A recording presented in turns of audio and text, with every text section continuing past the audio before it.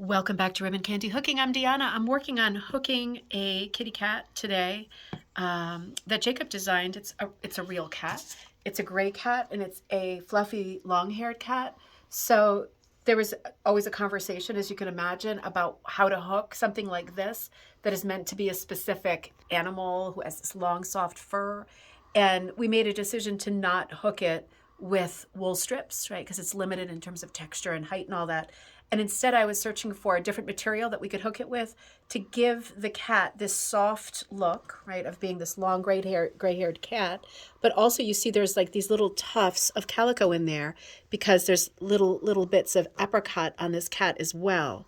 So what we did to solve the problem was to figure out like what yarns would work best with this. And I'm going to show you because it's so much fun and so fast hooking stuff up with these like novelty yarns that come from the big craft stores that you would have too.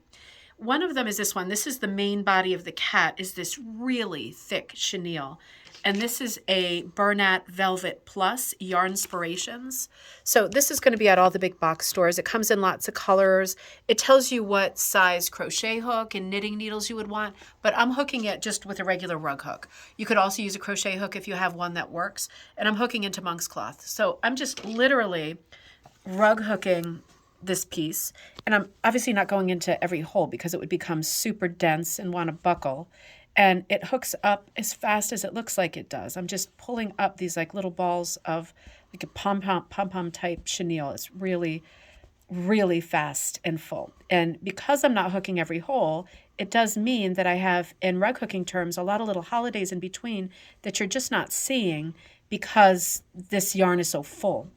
But those little holidays are what's making it possible to use this secondary yarn, which is actually this one. And it has lots of colors in it. This one is called Lion Brand Yarns Go for Faux Thick and Quick. It looks like this. And this also comes in lots of colors. So we wanted the one that included the apricot. And what's cool about this one is that it's thick like this. Like you could do a nice scarf or something with it. But when you cut it, it's more than one ply. I think it's 3 ply. So what I've been able to do to hook the calico parts, the apricot parts on the cat, is like unply it by untwisting it. And this makes for basically 3 different strands. Let me try this end. There's 3 different strands in there, right? So you've got choices. That's one. And they have a little bit of that backing on it, so just be careful about the way that you hook it because you don't want that white part to show. That's the part that's holding on. This is all synthetic, of course. So you get 3 ply in here, and then you get to really choose exactly what color you want. And like I say, I'm doing the eyes in the wool strips, right? We cut those to a number 5 because we want those, you know, we're going to trim away from this too. We want the eyes to really pop out. And we're going to be able to get in here with a thick chenille yarn like this and a good sharp pair of scissors, and we're going to be able to trim down as much as we want around the eyes and also around lines like this where I've hooked in lines for the body.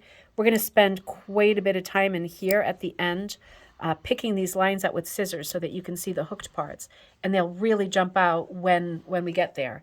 But just to give you an idea what it looks like on the back of the piece, the behind of it is like, it almost looks like the front, right? Because it's such a thick yarn.